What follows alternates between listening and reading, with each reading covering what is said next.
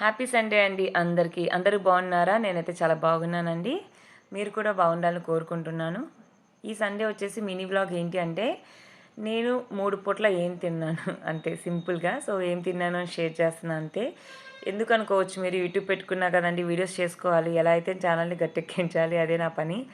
Morning అయితే పెసర దోస అండి. మామూలుగా అయితే ఎప్పుడు మేము బయటే తెచ్చుకుంటాం కదా! ఈరోజు వెజ్జే తిందామనేసి మా అమ్మ నల్ల పెసలు ఉంటాయి కదా! వాటితో దోసకేసిందనమాట.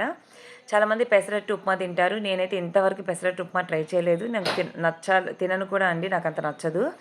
అట్లానే నిన్న ఉగ్గానిలోకి బజ్జీ తినమన్నారు చాలామంది. ఆ కాంబినేషన్ అందరికీ అలవాటే కానీ నాకైతే అలవాట్లేదు. ఉగ్గానిలోకి బజ్జీ తిన్ను, పెసరట్లోకి ఉప్మా తిన్ను. కానీ పెసరట్లోకి ఉల్లిపాయలైతే ఖచ్చితంగా ఉండాల్సింది. చాలా బాగుంటుంది. మా అమ్మ అయితే ఇంకా బాగా పోస్తుంది దోశలు ఎక్స్‌పర్ట్ లాగా. అలానే మా అమ్మ అయితే 2 చట్నీలు చేసిందండి. ఒకటేమో ఉల్లిపాయ చట్నీ, ఇంకోటేమో పప్పుల చట్నీ అనమాట. మా అమ్మకి ఖచ్చితంగా పెసర దోస అంటే ఎక్కువ పనే ఉంటుందండి. ముందు రోజు నానేసుకొని మరుసటి రోజు గ్రైండర్‌కైనా, మిక్సీకైనా వేసుకోవాలి.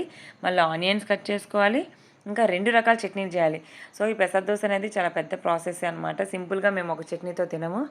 అందుకని కొంచెం ఓపిక ఉన్న రోజే చేస్తది మా అమ్మ. సండే కదా! ఈరోజు నాకేం స్కూల్ లేదు. కొంచెం లేట్ అయినా పర్లేదు. సో, నేను 10:30కి తింటున్నా అండి టిఫిను, లేచి నిదానంగా ఫ్రెష్ అప్ అయ్యి. ఎందుకంటే మార్నింగ్ ఫ్రెష్ అప్ అవ్వకుండా తింటే ఇంకా లేజీగా ఉంటా. అందుకని ముందు లేచి ఫ్రెష్ అప్ అయ్యి తింటున్నా అనమాట. తినేసాక ఒక లైవ్ కూడా పెట్టేశాను.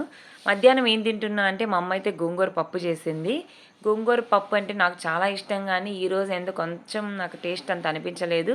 ఒక టమోటా వేసుంటే బాగుండి అనిపించిందండి.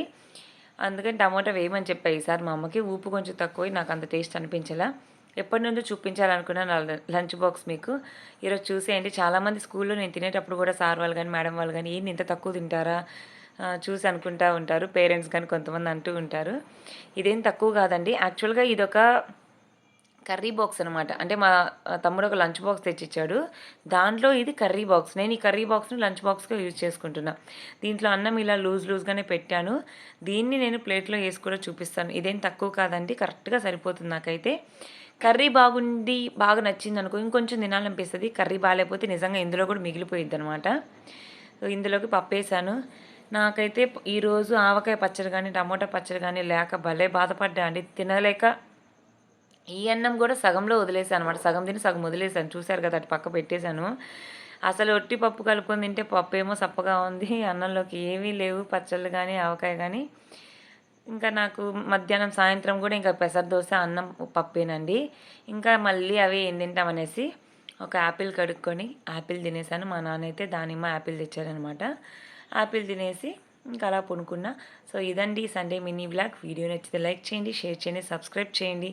థ్యాంక్ యూ ఫర్ వాచింగ్ అండి.